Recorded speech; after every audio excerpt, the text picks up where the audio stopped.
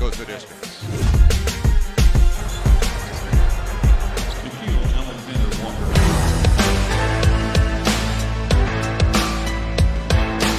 What's up, Pelicans fans? Welcome into another edition of Pelicans Preview presented by Smoothie King. I'm Caroline Gonzalez. We are just about an hour away from tip-off as your Pelicans get set to take on the Memphis Grizzlies inside the NBA bubble. Now, the Memphis Grizzlies are in that number 8 spot, which is the spot that the Pelicans are chasing. Like I said, we're just about an hour away from tip-off on Fox Sports New Orleans. Your Pelicans take on the Memphis Grizzlies at 5:30 this afternoon. Well, the way Saturday's game went led to a lot of playing time off of the bench for the New Orleans Pelicans. They were led by rookie guard Nickeil Alexander-Walker with 15 points. Let's go ahead and look at his player spotlight.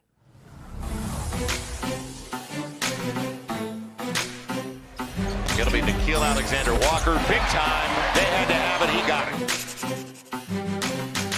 I wore number 4 in college because of my uncle. He taught me how to play the game. He taught me everything I knew. And he was like my father that I never really had in life. And so I wanted to honor him. But as I got to this level, I realized that I wanted to create an identity for myself. And so for me, it was just about 0. And I believe that it's about the name. And so I chose 0 as if there was no number on the back. On my right arm, I have where I grew up and the building that I lived in, the street I lived on, the 4 from my uncle, the CN Tower, the highway exit, and the Canadian flag.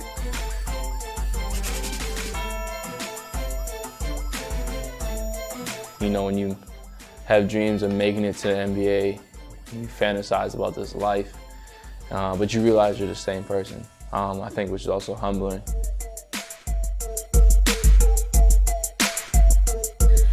It is now time to welcome in this afternoon's guest, Fox Sports New Orleans play-by-play voice, Joel Meyers. Joel, I've seen you a few times now in the Smoothie King Center for the broadcast. Can you just kind of paint a picture for the audience what it's like inside the Smoothie King Center nowadays? Well, it's too quiet, and I miss seeing everybody, our season ticket holders, and the people that we've gotten to know a great deal, Caroline, as you know, being around everybody. You get to the arena, and they file in, an hour before game time.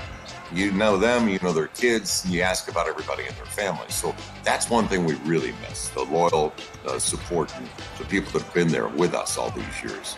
But with that said, the tech guys have done an amazing job.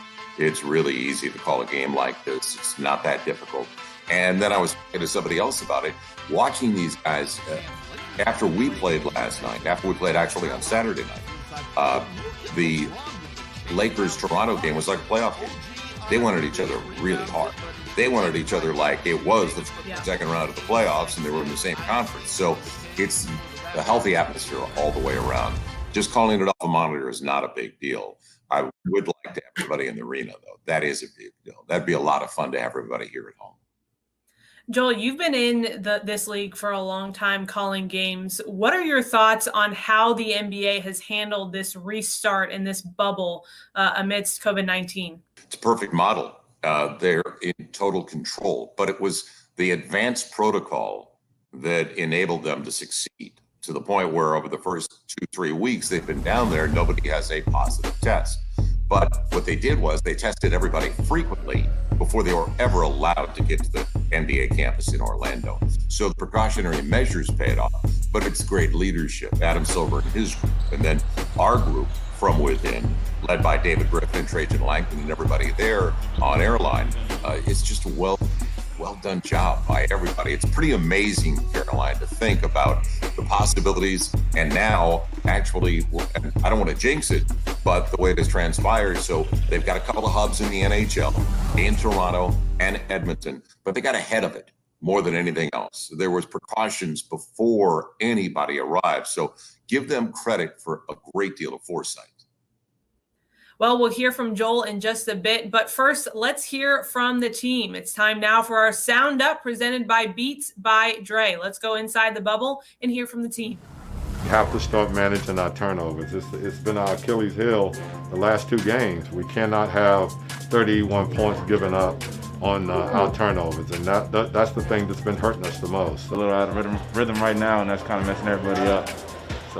just really just getting to our spots earlier, playing with better pace and going from there. When I do catch the flow of the game, that horn goes off and it's for me. And I try to look at it from different perspectives, as in like, while I'm out there, like, what can I do to contribute? I mean, it's tough being out there. He only gets to play like 12 minutes, so obviously it's going to make it harder for us to win, but, we're happy that he's here at least, and, we just got to do what we can to, push forward. We've got to start doing better, and we got to start doing them better immediately. We don't have a month or 2 weeks or anything to go. We got another game. It's something that we can't worry about. This is kind of the atmosphere where we just have to put the game behind us and try to win the next one. The feeling, you can see that we're two different teams right now, compared to how we were before the break versus how we are now. So whatever we got to do to get back to how we were playing before, we got to do it, whether that's mentally or just watching more film. I don't know. But hopefully we can put it all together tomorrow. All right, Joel. Well, obviously Saturday's game wasn't what the Pelicans wanted it to be as far as outcome, but what were some of your takeaways from that game? Well, going in, we knew it was going to be difficult. The Clips have been a bad matchup. It's all about matchups, as you know, Caroline, because you played at a high level. It's all about who you face. Every individual matchup is different. And the Clips going in, that's why Utah was so important. You had to get the Utah game because we knew that the Clippers were going to be extreme. Even without Montrezl Harrell and Lou Williams, it is one of the deepest teams. They are a championship caliber squad. And it would surprise me if they weren't going to the Western Conference Finals this year. But when I looked at it, to go into the game, giving up 130 points on average of the previous 3 games against the Clippers, you had to get stops early. And when the stops weren't there early, and you had to play catch up, and then a hole that the Pels dug so deep, you weren't going to be able to recover against a quality team. Maybe a young team, but they're a veteran team. And they've got 2 all-NBA talents. They've got the Kawhi Leonard and Paul George, whether you put them on first, second, or third team all-NBA, they're there. And not many teams are in a similar situation with that kind of depth and talent. I really took away a positive, though, in the fourth quarter. And that's the energy and the passion that some of the reserves played with. And that's Frank Jackson, Nickeil Alexander-Walker, and Jackson Hayes. And it really looks like the game has slowed down for Jackson Hayes. Coming out on the pick, rolling, what he's been doing away from the basketball as well. But I like what's developing, and also some of the chemistry that's developed between Nickeil and Frank. So there are positives. And as AD always says to me, there's no garbage time when you're on the bench and you're reserved. He's right. You don't get that much run. So you have to capitalize on your opportunity. And those guys really took advantage of it. Absolutely, Joel. And these young guys, I know you and you and AD have talked about it on the Pelicans podcast. This experience is instrumental for these young players, playoffs or not. Obviously, the Pelicans want to play for that playoff opportunity, but these games are very important for these young players. Yeah, meaningful reps. Games that there's a premium on every possession in games like this. And unfortunately, the first one got away. Otherwise, it'd be a totally different story for the Pels. So now they're in desperation mode, and they have to play with that sense of urgency in their matchup with the Memphis Grizzlies. But these reps, and that's why Griffin Trajan also said in the weeks leading up that it's great to have these kind of games and these experiences for the young guys. Don't forget, Brandon Ingram, Lonzo Ball, and Josh Hart coming over in that Laker deal. Lakers went 6 straight years without going to the playoffs. Lakers didn't experience the playoffs with these guys. So 8 players for the Pels that are 25 or under. And that's the encouraging thing, that the core is in a window together and they're going to grow together. So as disappointed as we are over the first 2 games, there's going to be positives down the road from these reps. It is time now for our squad goals presented by Zatarans. Joel, again, this is an important game for the Pelicans. Very small margin for error for the Pelicans. What are your keys to the game tonight for this team? Well, first and foremost, and I don't want to sound like a broken record because AD and I have talked about it. Maybe we should get away from it so we don't jinx the guys. But turnovers and a premium on every possession. You can't be cavalier and casual with the basketball. There are so many possessions in a game, and you can't give away, like the first game, 21 turnovers. You can't win, and especially in playoff basketball with the game slowing down. Now, so you've got to clean it up. You got to also make them feel you. At the defensive end of the floor, be a presence. get them uncomfortable, and then make them play your tempo. And this is a young team. We went back and we talked about matchups earlier. This is the team that wants to play up and down. They want to get in transition. So show them what it's like. You're one of the best paced teams in the NBA. You're one of the highest scoring teams in the NBA. Make them pay for their transgressions because they can turn over the basketball. They do have one of the best young lead guards in the NBA for a long time. I really enjoy watching Ja Morant play. So they're in good shape with Jaren Jackson Jr. and Ja Morant. They stole Brandon Clark in the draft as well. It's going to be a good rivalry. I think there's a couple of good rivalries developing in the division, not just the conference, but in the division. So for down the road purposes, let them know how serious you take this, because this is the first of many really big matchups with the Memphis Grizzlies. I'd have to agree with you on that one, Joel. How important do you think a sense of urgency is for the Pelicans? Because the Grizzlies could very easily smell blood in the water and go out for the kill, but I think it's essential for the Pelicans to have a high sense of urgency going into tonight's game. Yeah, they have to start the game like the desperation is all on their side. Memphis lost. Their first game was really well played, and they led most of the way, and then Portland came back, forced overtime, and eventually survived. So, and it's also the second of a back-to-back for the Memphis Grizzlies.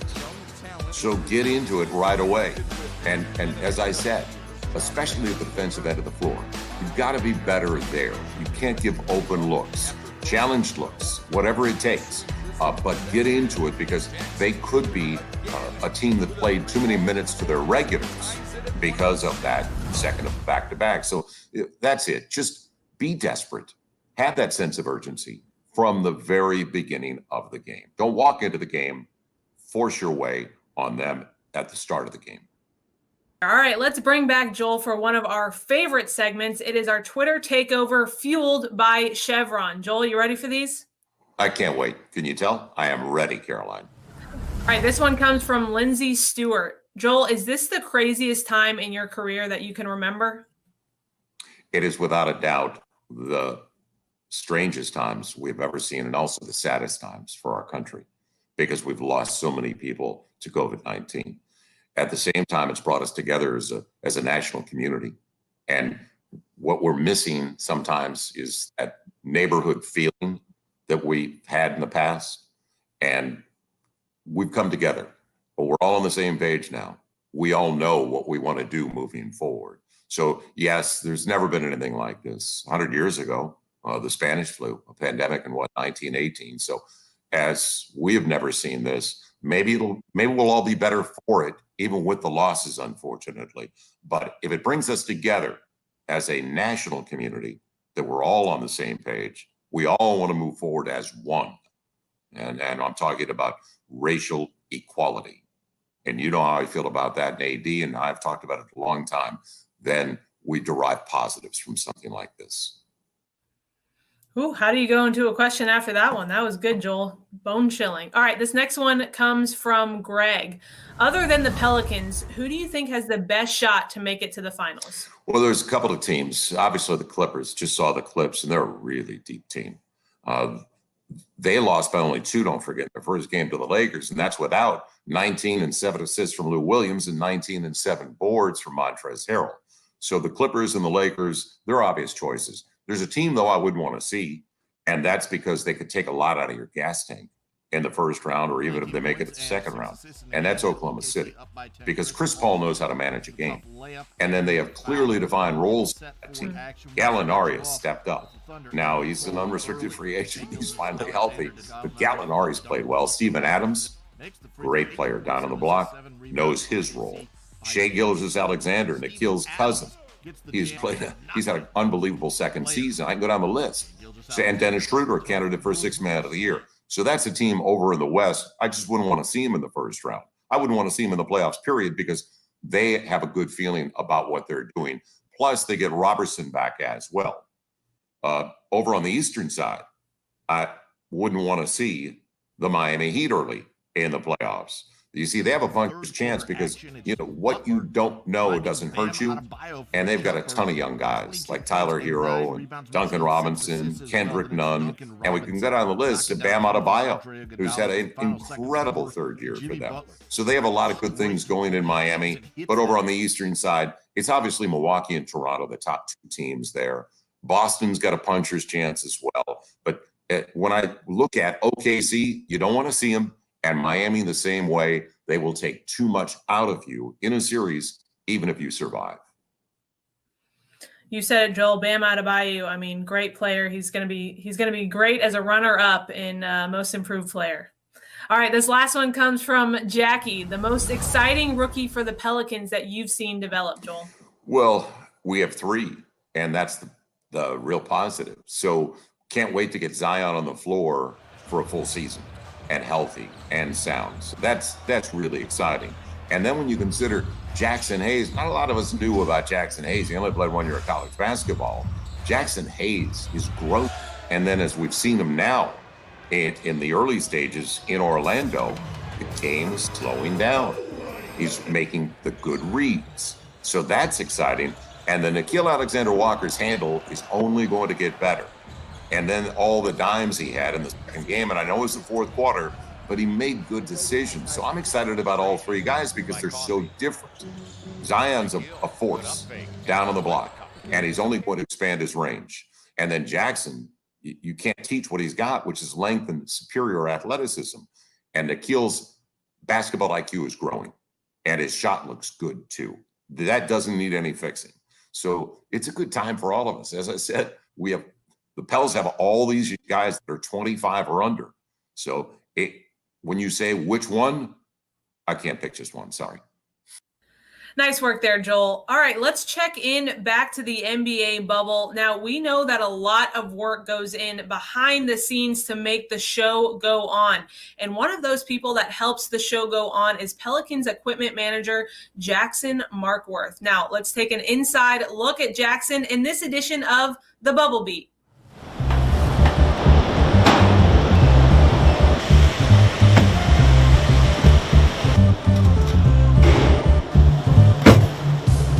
We're ready, baby. Yes, baby. Let's go. So it's gonna be like 2 hours of laundry, JD, and then we'll come back and we'll deliver a bunch of boxes to all the rooms. It's gonna be really fun. We're at the laundry facility. This is at the Wide World of Sports. It used to be the Braves' old clubhouse. We practice every day. I got laundry every day. It's nonstop, man. This is my 7th full season. I started out in youth programming, and then became a ball boy, and then worked my way up to travel coordinator and assistant equipment manager. Just a nonstop work experience, doing double duty with doing equipment and handling the team logistics for everything. It's just trying to stay afloat and keep ahead of any issues, but yeah, it's easier said than done. Yeah. I kind of just fold everything up and get it ready because I got other stuff to do. I got to get out of here. So I'll fold everything up, put the net back in here, and then I'll organize it when I get to practice. Oh, I'm sorting through all of our packages that have been sent to the training room, myself, and all of our lovely guests here at Disney. It's a lot of unknown because it's something we've never done before. I mean, we just toured the court, but there's still a lot of answers that need to be, figured out, and it's really just a go with the flow type of thing. And with equipment, we really don't like to go with the flow. We try to plan as much as we can, but with something like this, we have to be flexible. So we just hope that everyone we're working with can be flexible too, and if they can, everything will be smooth. All right, thanks so much for the great insight there, Jackson. All right, Joel, time to bring you back in for our favorite segment, Who's Got Next, presented by Hancock Whitney Bank. Joel, as we look ahead to the Sacramento Kings game as we await tip-off this afternoon against the Memphis Grizzlies, what are you looking for out of the Pelicans as they approach the Sacramento Kings? Well, it's very similar style that the Pels play, and almost a three-guard set when they have Bogdanovich on the floor along with Buddy and De'Aaron Fox. But it's very similar to what the Pels are going to see against Memphis. De'Aaron Fox is on the push, just like Ja Morant. So there's going to be pace, but you have to make them pay for their mistakes because they turn the ball over as well. So points off turnovers is a critical stat, whether it's the Memphis Grizzlies or the Sacramento Kings, because these are transition teams, pace and space teams, just like the Pels. Also, you've got to get one of your bigs out, because Bielitsa is going to take a big away from the basket, and he can shoot threes. We saw that with Minnesota. We've seen it now with Sacramento. So be aware of the matchups and their big guys. The only big guy who doesn't shoot threes for them is Rashawn Holmes. Otherwise, they have guys that step out. So the defensive presence again. And then Drew on De'Aaron Fox. That's going to be the matchup of the game, because De'Aaron Fox is one of the quickest guards in the NBA with the ball. There's a lot of fast guys in the league, but De'Aaron Fox is truly, like Ja Morant, one of the quickest with the ball in his hands. And we know how Drew Holiday does with the challenge. All right, Joel, we appreciate your time. Thanks so much, and good luck on your call tonight. We'll see you soon. Thank you, Caroline. Look forward to the next time. Well, if you've been watching NBA basketball, you've seen the united front that has come from players, coaches, and staff before each game. Now, we know that the best way to encourage change is to get out there and vote. Let's watch this message from your New Orleans Pelicans on the importance of voting. I'm voting because I want to make a change in my community. I vote because I think it's very important that officials that we elect have the ability to change a lot of things from a local and a national standpoint. I vote because my voice matters and I can go make a change. I vote because together we can all make change. I'm voting because I believe everyone's voice matters, and I think this is a crucial step in making a real change. I vote because it's the single greatest gift of freedom we have. It's a duty and it's our responsibility. If we're ever going to impact change, we have to vote now. And I vote local because it's what impacts our community each and every day. All right, that'll do it for this edition of Pelicans Preview presented by Smoothie King. We'll be doing this for each of the seeding games as your Pelicans continue play inside the NBA bubble. I'll be joined on Wednesday by Fox Sports New Orleans color analyst Antonio Daniels prior to the Pelicans game against the Sacramento Kings.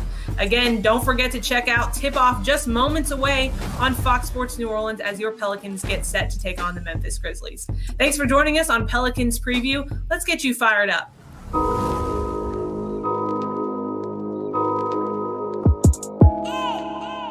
Oh my goodness. Lonzo's got it. Gonna be a step back for Drew Holiday and finding his rhythm. Nikhil, good up fake and all the way to the cup. Brandon's got it. Brandon Ingram. Lonzo gets another triple. Jackson Hayes. Josh Hart goes the distance. He's got the triple.